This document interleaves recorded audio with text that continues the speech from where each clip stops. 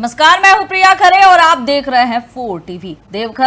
देवघर उत्तराखंड की भूमि यानी देवभूमि उत्तराखंड में आप सभी दर्शकों का स्वागत है। और आइए बुलेटिन की शुरुआत करेंगे बड़ी खबर के साथ। प्रधानमंत्री नरेंद्र मोदी के द्वारा इंदिरा गांधी का रिकॉर्ड तोड़ दिया गया है और दूसरे सबसे लंबे समय तक सेवा देने वाले प्रधानमंत्री वो बन चुके हैं। इस पर उत्तराखंड के मुख्यमंत्री पुष्कर सिंह धामी ने कहा कि प्रधानमंत्री नरेंद्र मोदी स्वतंत्र भारत के इतिहास में दूसरे सबसे लंबे समय तक सेवा देने वाले प्रधानमंत्री बन गए हैं। मैं उत्तराखंड की ओर से उन्हें हार्दिक बधाई देता हूं। प्रधानमंत्री नरेंद्र मोदी के प्रयासों से विकास भारत के अंतिम व्यक्ति तक अब पहुंच रहा है।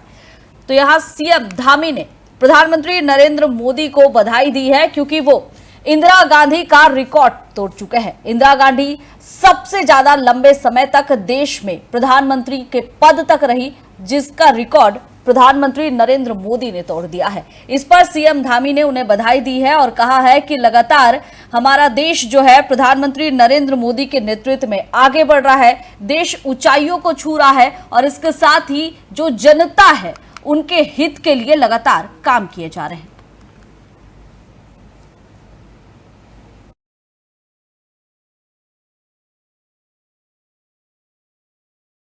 यात्रा के समापन के बाद हरिद्वार से लेकर रुड़की ग्रामीण क्षेत्रों तक जिला अधिकारी मयूर दीक्षित ने सफाई व्यवस्था का निरीक्षण किया।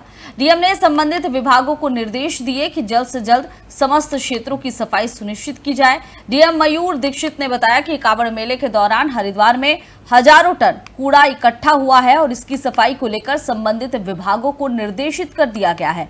कार्य लगातार जारी है। उन्होंने आश्वस्त किया कि आगामी 2 से 3 दिनों में संपूर्ण हरिद्वार क्षेत्र को स्वच्छ कर दिया जाएगा।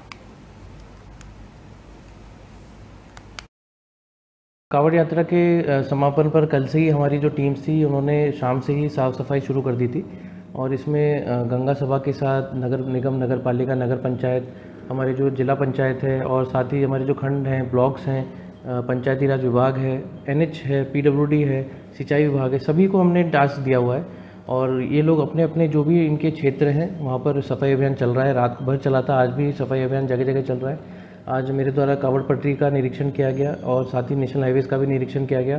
कई जगह भी कचरा है जो उठाया जाना है, जहाँ पर जैसे भंडारे लगे थे या जहाँ पर जो रेस्टिंग एरियाज़ थे। कोशिश ये कर रहे हैं कि हम अगले 2 से 3 दिन में जो भी हमारा जो वेस्ट है वो कलेक्ट हो जाए। और जैसे कि सर्वविदित है कि 4-4.5 करोड़ कांवड़ यात्रियों के द्वारा इस यात्रा में पार्टिसिपेट किया गया था, तो जो कचरे की जो क्वांटिटी है वो भी हज़ारों मेट्रिक टन में है और उसमें कुछ कचरा जो है वो बायोडिग्रेडेबल है जो कि समय के साथ अपने आप डिकम्पोज हो जाएगा, लेकिन कुछ कचरा है जो कि जिसको तत्काल वहाँ से उठाया जाना और उसका प्रॉपर डिस्पोजल आवश्यक है, जिसके लिए हमारी सभी टीमें काम कर रही हैं। कांवड़ यात्रा के आबकारी आयुक्त अनुराधा पाल ने शासन से जिला आबकारी अधिकारी केपी सिंह के निलंबन और उच्च स्तरीय जांच की संस्तुति की है। उन्होंने अग्रिम आदेशों तक आबकारी आयुक्त कार्यालय से भी अटैच कर दिया गया है। ये संस्तुति देहरादून में शराब की दुकानों की शिफ्टिंग को लेकर की गई ढिलाई, झूठे तथ्य और अधिकारियों को गुमराह करने के गंभीर आरोपों के चलते की गई है।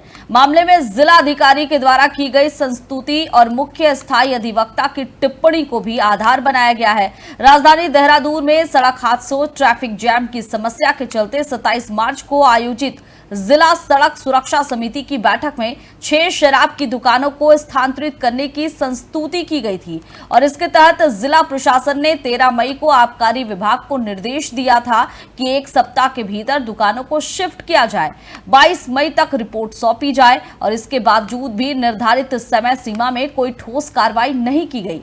इस बीच अनुज्ञापियों ने उच्च न्यायालय में याचिका दाखिल की और वहां जिला आबकारी अधिकारी के बिना सक्षम अधिकारी की संस्तुति के तथ्यों को प्रस्तुत किया गया, जिससे शासन और प्रशासन की स्थिति अदालत में कमजोर हुई। न्यायालय ने 27 जून को याचिका निस्तारित करते हुए शासन को रिवीजन सुनवाई के निर्देश दिए।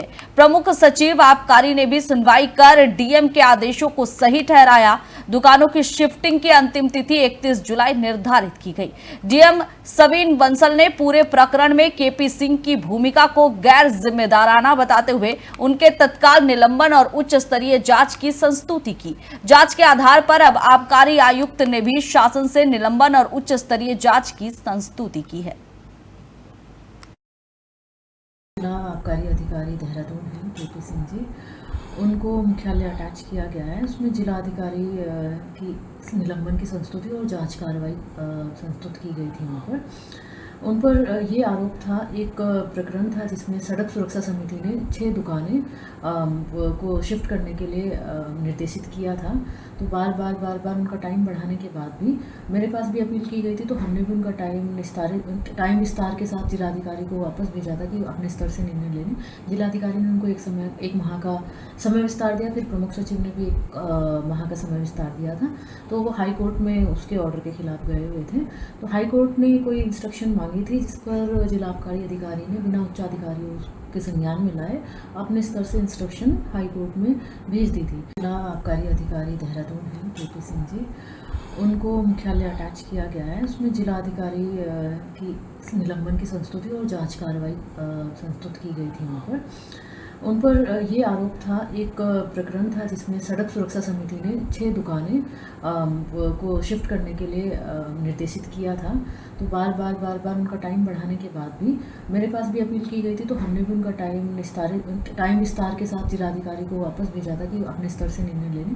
जिलाधिकारी ने उनको 1 माह का समय विस्तार दिया, फिर प्रमुख सचिव ने भी 1 माह का समय विस्तार दिया था। तो वो हाई कोर्ट में उसके ऑर्डर के खिलाफ गए हुए थे। तो हाई कोर्ट ने कोई इंस्ट्रक्शन मांगी थी, जिस पर जिला आबकारी अधिकारी ने बिना उच्चाधिकारियों के संज्ञान में लाए अपने स्तर। ऋषिकेश में हरिद्वार रोड स्थित कोयल घाटी से लेकर चंद्रभागा के पुल के बीच केवल पुरानी चुंगी पर एक सार्वजनिक सुलभ शौचालय है, जिसमें साफ सफाई की उचित व्यवस्था नहीं रहती है और इसके अलावा इस मार्ग पर अन्य कोई भी सुलभ शौचालय नहीं है। जबकि इस मार्ग पर सैकड़ों दुकानें बनी हुई है, जिनमें महिलाएं भी काम करती है। इन महिलाओं को यूरिनल और टॉयलेट जाने के लिए बेहद ही ज्यादा परेशानियों का सामना करना पड़ता है, जबकि इस मार्ग से गुजरने वाले पर्यटकों को भी इसी प्रकार की परेशानी झेलनी पड़ रही है। सावन के महीने में कांवड़ लेने पहुंची महिला शिव भक्तों को भी इस परेशानी से दो चार होना पड़ा। इस समस्या के समाधान के लिए कई बार शहर में मांग की जा चुकी है, लेकिन मांग पूरी होती दिखाई नहीं दे रही है। लोगों ने महिलाओं की सुविधा के लिए इस मार्ग पर उचित टॉयलेट की व्यवस्था कराने की मांग फिर से की है। हरिद्वार मार्ग के अलावा आंतरिक मार्गों पर भी महिलाओं के लिए टॉयलेट की कोई सुविधा नहीं है।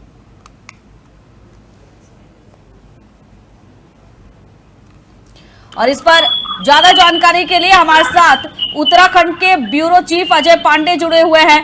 अजय, आखिर क्या वजह है कि यहाँ पर सुलभ शौचालय की व्यवस्था नहीं है? दुकानें हैं जहाँ पर महिलाएं काम करती है। अब तो सावन का महीना चल रहा है, यहाँ पर जो है कांवड़िए भी गुजर रहे हैं जिनमें महिलाएं भी होती है, तो उन्हें भी इन परेशानियों का सामना करना पड़ रहा है, लेकिन इसके बावजूद भी सुनवाई नहीं हो रही है। देखिए प्रिया, जिस तरह से कांवड़ यात्रा के दौरान तमाम तरह से बजट जारी किए जाते हैं, इसके अलावा अन्य जो पर्व और त्योहार होते हैं उस दौरान भी व्यवस्था बनाने के लिए बजट तैयार किए जाते हैं। जहां तक सुलभ शौचालयों की बात है तो कई ऐसे भी शौचालय बनाए जाते हैं जो टेम्परेरी होते हैं और इन रास्तों में उनको लगाया जाता है, लेकिन इस तरह की कई जगह पर दिक्कत देखने को मिली है और प्रशासन के जो वरिष्ठ अधिकारी हैं वो ये मान रहे हैं कि जहां पर भी कमियां हैं उनको दुरुस्त किया जाएगा। लेकिन जिस तरह से कांवड़ यात्रा के दौरान काफी संख्या में भीड़ यहाँ पर देखने को मिली, जाहिर है प्रिया कि महिलाओं की संख्या भी यहाँ देखने को मिली है और उनकी सुविधाओं के लिए उनको देखते हुए जो जिनको प्रबंध करना है उनको ये व्यवस्था देखनी चाहिए थी, लेकिन कई जगह पर ये मानते हैं कि चूक हुई है और उन कमियों को अब अगर दुरुस्त नहीं किया जाएगा तो जाहिर है कि उन पर कार्रवाई की जाएगी।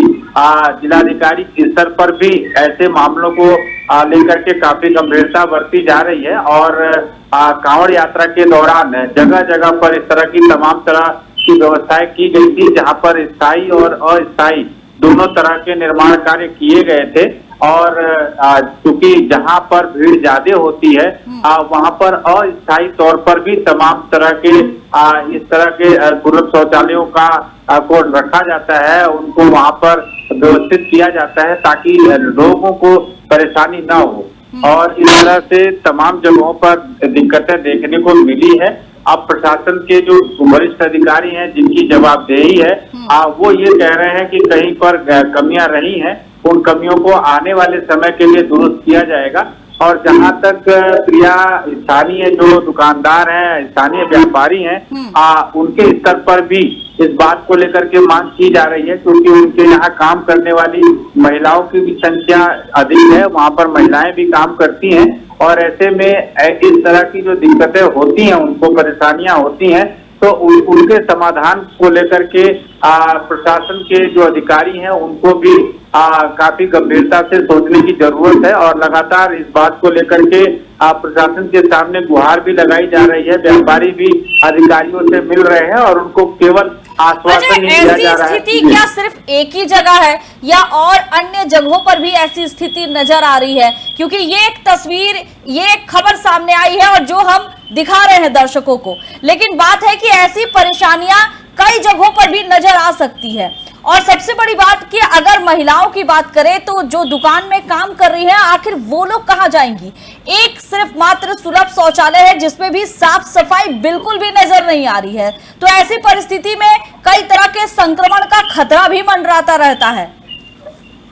देखिए प्रिया, जो हरिद्वार में कांवड़ मार्ग है, चाहे हरिद्वार से रुड़की तक की बात करें या हरिद्वार से ऋषिकेश का पूरा क्षेत्र अगर हम बात करें, तो ये तमाम जगहों पर वैकल्पिक जो व्यवस्थाएं हैं वो की गई हैं, लेकिन कुछ ऐसे जगह जरूर हैं जहां पर इस तरह की व्यवस्थाएं नहीं हो पाई हैं और उन्हीं जगहों को लेकर के स्थानीय व्यापारी और तमाम जो लोग हैं जो प्रभावित हो रहे हैं वो प्रशासन के सामने गुहार लगा रहे हैं और प्रशासन की ओर से उनको आश्वासन दिया इस समस्या का त्वरित निदान किया जाएगा। और जहां तक बात ये है कि तमाम जगहों पर जो स्थानीय व्यापारी हैं उनके पास जो काम करने वाले लोग हैं, जो महिलाएं हैं, उनको दिक्कत हो रही है, तो वहां से भी जब इस बात को लेकर के शिकायत की गई है तो अब ये आश्वासन दिया गया है कि जल्द से जल्द इसकी समस्या का समाधान कर लिया जाएगा। और इसके साथ साथ जो सफाई व्यवस्था की बात होती है तो उसके लिए भी जगह जगह पर लोग तैनात किए गए हैं कि वो सफाई व्यवस्था का ध्यान रखें, क्योंकि सुलभ शौचालयों में तमाम तरह के लोग आ रहे हैं, विभिन्न जगहों से लोग आते हैं और ऐसे में इन्फेक्शन इत्यादि का जो खतरा है वो बढ़ सकता है। तो ऐसे में इस चीज को देखते हुए कई जगहों पर जो कर्मचारियों की ड्यूटी लगाई गई है और उनको यही कहा गया है कि समय समय पर उनकी भी चेकिंग की जाएगी और इसके लिए सुपरवाइजर भी तमाम जगहों पर चेकिंग करते हैं और सफाई कर्मचारियों की जो नियुक्ति है, सफाई कर्मचारियों को जो ड्यूटी दी गई है वो अपने ड्यूटी पर मौजूद है या नहीं है, इसकी भी देखभाल की जाती है, इसकी भी जानकारी एकत्र की जाती है। तो कुल मिलाकर के जो ये समस्या है इसका अब त्वरित निदान करने की बात कही जा रही है। और अजय, कितने दिनों से यहाँ जो दुकान है जिसमें महिलाएं काम कर रही है उनकी मांग थी, कितने दिनों पहले से ये समस्या चली आ रही है? फिलहाल अभी तो मांग की जा रही है, आश्वासन दिया गया है, लेकिन अगर उनकी मांग नहीं मानी गई तो फिर आगे उन लोगों की क्या प्लानिंग है? देखिए प्रिया, क्योंकि पहले कम संख्या में लोग यहाँ पर रहे हैं तो ऐसे में उनको परेशानी नहीं होती थी, लेकिन कांवड़ यात्रा के दौरान सभी व्यापारियों ने अपने व्यापार को बढ़ाया, अपने यहाँ कर्मचारियों की संख्या को भी ज्यादा किया और इसके साथ साथ जो लोग हैं इस यात्रा मार्ग पर वो भी काफी संख्या में आए और चार धाम यात्रा भी चल रही है, बाकी अन्य जगहों पर भी यात्राएं चल रही हैं। तो ऐसे में लोगों की संख्या जब अचानक बढ़ी है तो इसकी मांग भी अब ज्यादा बढ़ने लगी है। हालांकि प्रशासन के लोग यही कह रहे हैं कि पहले जो व्यवस्था थी वो कम लोगों के लिए थी और अब चूंकि ज्यादा संख्या में लोग इस क्षेत्र में आ रहे हैं तो ऐसे में उनके लिए वैकल्पिक व्यवस्था भी की जा रही है और जो स्थानीय लोग मांग कर रहे हैं अब उनकी मांग को जल्द से जल्द पूरा कर लिया जाएगा और सभी व्यवस्थाओं को व्यवस्थित कर लिया जाएगा ताकि किसी को अब आने वाले समय में कोई परेशानी ना हो और सभी स्थानीय व्यापारी भी संतुष्ट नजर आए। जी अजय, बहुत बहुत धन्यवाद आपका। तो ये खबर देखिए, हरिद्वार से लेकर रुड़की मार्ग तक में की बात की जा रही है। सावन का महीना चल रहा है और इस दौरान जो है जगह जगह पर शौचालय की व्यवस्था की गई है, लेकिन इस मार्ग पर एकमात्र टॉयलेट है जहां पर कई दुकानें भी हैं, महिलाएं काम करती है, उन्हें भी काफी परेशानियों का सामना करना पड़ रहा है। हालांकि उन्होंने पहले भी ये मांग उठाई है और अब जब सावन का महीना चल रहा है, कांवड़ यात्रियों की संख्या बढ़ गई है, वो भी इस दौरान इस सुलभ शौचालय का उपयोग कर रहे हैं। लेकिन साफ सफाई की अगर बात की जाए तो बिल्कुल भी साफ सफाई नजर नहीं आ रही है। बिल्कुल पूरी तरह से जो सुलभ शौचालय है वो गंदगी से भरा हुआ है। यहाँ पर दुकानदार जो महिलाएं हैं उनका आरोप है कि इस तरह के अगर गंदगी भरे टॉयलेट में वो जाती है तो कहीं ना कहीं संक्रमण का खतरा मंडराता रहता है। हालांकि अधिकारियों ने आश्वासन दिया है, कहा है कि जल्द ही इस पर कार्रवाई होगी और इसके साथ ही कहा है कि कोई और वैकल्पिक यानी सुलभ शौचालय की व्यवस्था भी करवाई जाएगी। यहाँ व्यवस्था सब ठीक है, बाकी शौचालय जो है लेडीज के लिए कहीं दिखाई नहीं दे रही है। जेंट्स के लिए है तो सफाई वफाई नहीं है, बढ़िया नहीं है। बाकी सरकार के सब ठीक है, यहाँ व्यवस्था सब ठीक है, बाकी शौचालय जो है लेडीज के लिए कहीं दिखाई नहीं दे रही है। जेंट्स के लिए है तो सफाई वफाई नहीं है, बढ़िया नहीं है। बाकी सरकार के सब ठीक है, यहाँ व्यवस्था सब ठीक है, बाकी शौचालय जो है लेडीज के लिए कहीं दिखाई नहीं दे रही है। जेंट्स के लिए है तो सफाई वफाई नहीं है, बढ़िया नहीं है। बाकी सरकार के सब ठीक है, यहाँ व्यवस्था सब ठीक है, बाकी शौचालय जो है लेडीज के लिए कहीं दिखाई नहीं दे रही है। जेंट्स के लिए है तो सफाई वफाई नहीं है, बढ़िया नहीं है। बाकी सरकार के सब ठीक है, यहाँ व्यवस्था सब ठीक है, बाकी शौचालय जो है लेडीज के लिए कहीं दिखाई नहीं दे रही है। जेंट्स के लिए है तो सफाई वफाई नहीं है, बढ़िया नहीं है। बाकी सरकार के सब ठीक है, यहाँ व्यवस्था सब ठीक है, बाकी शौचालय जो है लेडीज के लिए कहीं दिखाई नहीं दे रही है। जेंट्स के लिए है तो सफाई वफाई नहीं है, बढ़िया नहीं है। बाकी सरकार। और उत्तराखंड में राज्य आंदोलनकारियों के हित के लिए सरकार लगातार कार्य कर रही है। राज्य आंदोलनकारी सम्मान परिषद को आंदोलनकारियों के कल्याण के लिए तमाम अधिकार दिए गए हैं। आंदोलनकारियों को लेकर राज्य आंदोलनकारी सम्मान परिषद के उपाध्यक्ष सुभाष बर्थवाल का कहना है कि जब से उन्हें दायित्व मिला है, उनका प्रयास रहा है कि परिषद को राज्य आंदोलनकारियों के हित में गतिमान किया जाए। इसलिए सचिवालय में भी बैठक आयोजित की गई, जिसमें कई बिंदुओं पर चर्चा हुई। आंदोलनकारियों के परिवार के हित के लिए कार्य योजना बनाई गई है, जिसे मुख्यमंत्री पुष्कर सिंह धामी के सामने रखा गया। सीएम धामी से राज्य आंदोलनकारी कल्याण निगम के नाम से उपनल की तर्ज पर निगम स्थापित करने का आग्रह किया गया है।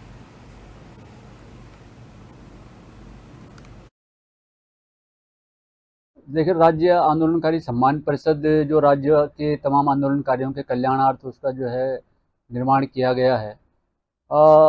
जब से मुझे जो है दायित्व मिला है, मैंने प्रयास किया है कि उसको आंदोलनकारियों के हित में गतिमान किया जाए और इसी निमित्त एक वृहद बैठक जो है सचिवालय के अंदर मैंने जो है आहूत करवाई थी गृह सचिव की अध्यक्षता में, जिसमें करीब 14 बिंदुओं के ऊपर जो है उसमें चर्चा हुई। बहुत सारे बिंदु थे, जैसे चिन्हीकरण के संदर्भ में बहुत सारे आंदोलनकारी जो रह गए उनके पुनः जो है चिन्हीकरण की प्रक्रिया शुरू हो। सम्मान पेंशन की बढ़ोतरी थी, 10% क्षैतिज आरक्षण जो प्रभावशाली तरीके से नहीं इम्पोज हो पा रहा है, उसको किस तरह प्रभावशाली तरीके से हम जो है उसको धरातल पर उतारें। तो इस तरह के तमाम बिंदुओं पर चर्चा हुई और इसके साथ साथ आंदोलनकारियों और उनके परिजनों के हितार्थ एक कार्य योजना जो है हमने माननीय मुख्यमंत्री जी के सामने भी रखी है।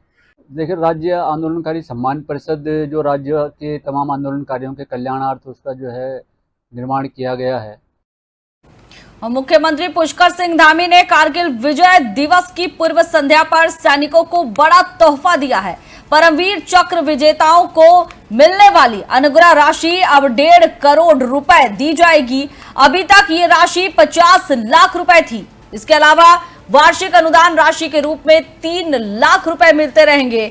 सीएम धामी ने खटीमा में आयोजित सैनिक सम्मान समारोह में परमवीर चक्र विजेताओं को मिलने वाली अनुग्रह राशि बढ़ाने की घोषणा की थी। सीएम के पिता स्वर्गीय सूबेदार शेर सिंह धामी की पुण्यतिथि के मौके पर यह सम्मान समारोह आयोजित किया गया था। सैनिक कल्याण विभाग के प्रस्ताव को अब मुख्यमंत्री ने अनुमोदन दे दिया है। जून 2022 से पहले परमवीर चक्र विजेताओं को मिलने वाली अनुग्रह राशि 30 लाख रुपए थी। कैबिनेट ने इस राशि को बढ़ाकर 50 लाख करने का निर्णय लिया और इसके बाद 2022 14 जुलाई को इस संबंध में शासनादेश भी जारी हुआ। सीएम पुष्कर सिंह धामी ने एक मुश्त धनराशि 50 लाख से बढ़ाकर अब 1.5 करोड़ रुपए कर दी है। तो सीएम पुष्कर सिंह धामी ने बड़ा तोहफा दिया है। परमवीर चक्र विजेताओं को अब 1.5 करोड़ की अनुग्रह राशि दी जाएगी। सैनिक सम्मान समारोह में सीएम धामी ने एक बड़ी घोषणा की है।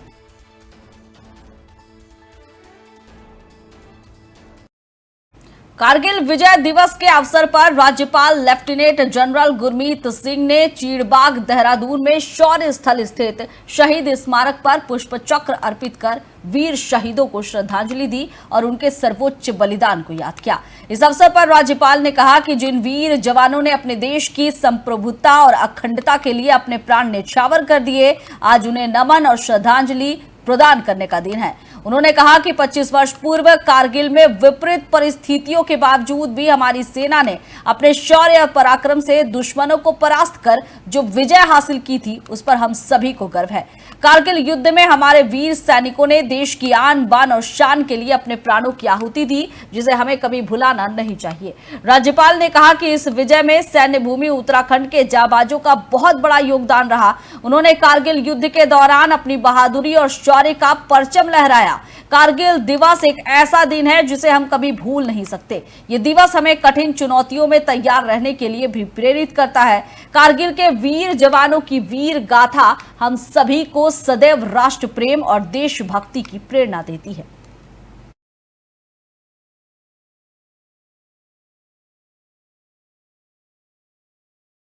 मुख्यमंत्री पुष्कर सिंह धामी ने LUCC चीट फंड घोटाले की जांच सीबीआई से करवाने की मंजूरी दे दी है। उत्तराखंड में इस LUCC चीट फंड कंपनी ने 92 करोड़ के करीबन घोटाला किया है और इसे लोग देश छोड़कर भाग गए हैं। मुख्यमंत्री के इस निर्णय का भारतीय जनता पार्टी में स्वागत किया गया है।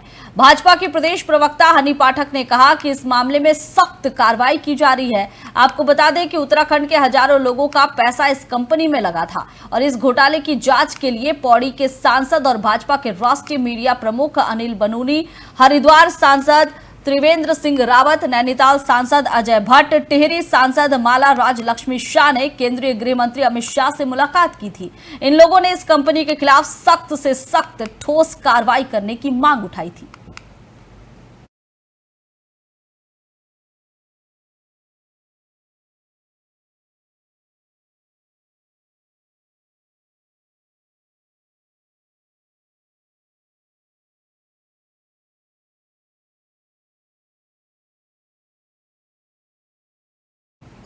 सेलाकुई क्षेत्र में एक नाबालिग के गायब होने की सूचना के बाद पुलिस ने इस पर गंभीरता से एक्शन लेकर बच्ची को बहला फुसलाकर अपने साथ ले जा रहे लविश कुमार को गिरफ्तार किया है। आपको बता दें कि घटना की संवेदनशीलता को देखते हुए वरिष्ठ पुलिस अधीक्षक ने नाबालिग की बरामदगी के लिए पुलिस टीम को आवश्यक निर्देश दिए।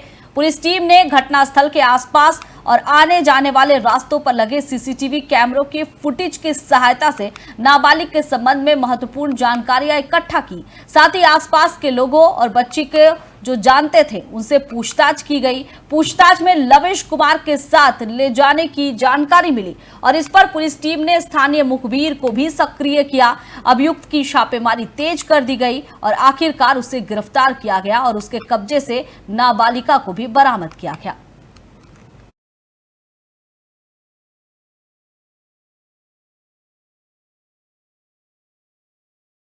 और फिलहाल इस बुलेटिन में बस इतना ही। आप देखते रहिए 4 टीवी। नमस्कार।